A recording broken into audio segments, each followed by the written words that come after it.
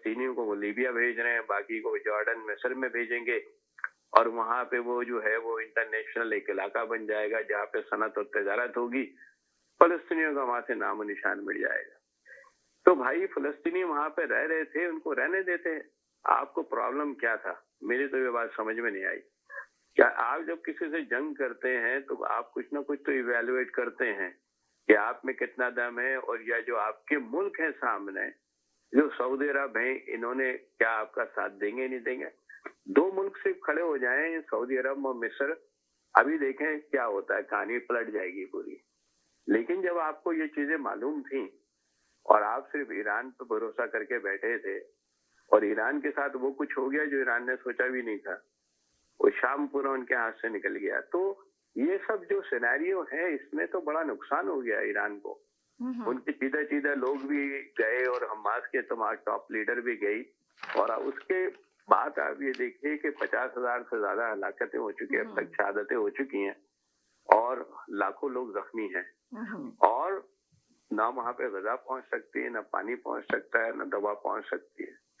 तो ये तमाम मामलात क्रिएट करने का जिम्मेदार कौन है? मेरा तो विजन ये है, जब आपके पास इतना कुछ नहीं था तो आपने इतना बड़ा इलाका, इतने लाखों लोगों को दांव पे क्यों लगा दिया? जब आपको पता था आप नहीं कर सकते तो रहने देते उनको इत्मीनान से। फलस्तीनी इसराइल में भी तो रहते हैं, लाखों फलस्तीनी रहते हैं इसराइल में भी, तो रहने देते उनको भी। मेरा तो ये मौकिफ है। और अल्लाह करे कुछ हुआते, जैसे अभी रिसेंटली जो है इटली और बर्तानिया और एक कोई और सा मुल्क है, इसने कोशिश करी है कि वहां पर जाके दवाएं वगैरह, और अमेरिका, इसराइल ने भी कहा है कि शायद अमेरिका की सालिसी में वो दवाएं बच्चों को खुराक पहुंचाएगा। तो उनकी जान बचाने के लिए जो कुछ हो सकता है वो करना चाहिए। पहुंचाया कहाँ जा रहा है आपको पता ही है, पहुंचा वो तो दिया ही नहीं जा रहा। वहाँ पे जब बाहर ममालिक से जब जाता है फूड, वो इंतजार कर रहे होते हैं, फिर बेचारे खाली लाइन लगती है, तो खाली चले जाते हैं, वो फूड पहुंचता ही नहीं है। इतना ज्यादा ऐसे पहुंच ही नहीं रहा, बल्कि जाना चाहिए जितने भी हैं बेचारे। तो दो मौकिफ और भी मेरे सुनने। एक मौकिफ मेरा ये है कि भाई अब आप देखें, मुझे बुला दिया। मौकिफ ये है कि जो पावरफुल होता है ना, लोग उनकी बात सुनते हैं।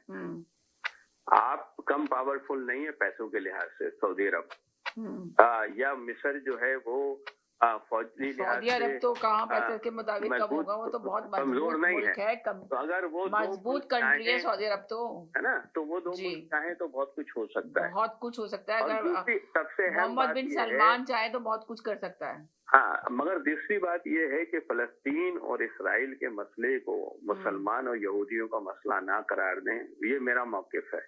इसको ह्यूमैनिटी का मसला, इंसानी मसला रहने दें, तो दुनिया शायद आगे बढ़ के आपकी मदद करेगी।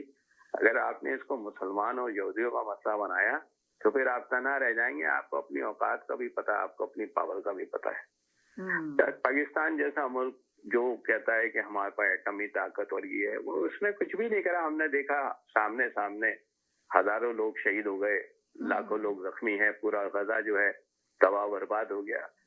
ये हमारे सामने हो रहा है हर दिन के लिहाज से।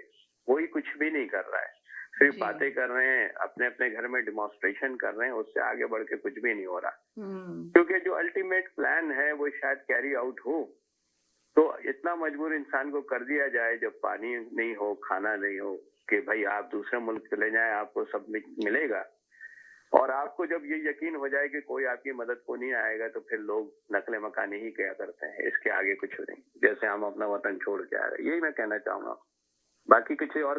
जी हेलो जी, वालेकुम अस्सलाम। क्या हाल चाल है, कहाँ थे? मैं ठीक हूँ, बस आजकल ऐसे ही है, बस इसी वक्त आता हूँ। मैंने कहा आज है प्रोग्राम, छोटी सी बात कहूंगा। सैयद साहब बिल्कुल सही बात भाई इतनी देर में आते हैं हमेशा प्रोग्राम के अंदर, क्यों? आखिर वो होते ही नहीं, अपने बिजी चल रहा है आपका, जॉब चल रही होती है। अच्छा, अभी प्रोग्राम चल रहा है, खत्म हो गया? जी नहीं चल रहा है, आपको प्रोग्राम भी लिया मैंने। अच्छा, सैयद भाई की बिल्कुल आपको याद होगा जब पहले दिन हमला हुआ था, दूसरे सैयद साहब, पीटीआई वाले और मैं, हम दो लोग थे जो कहा था कि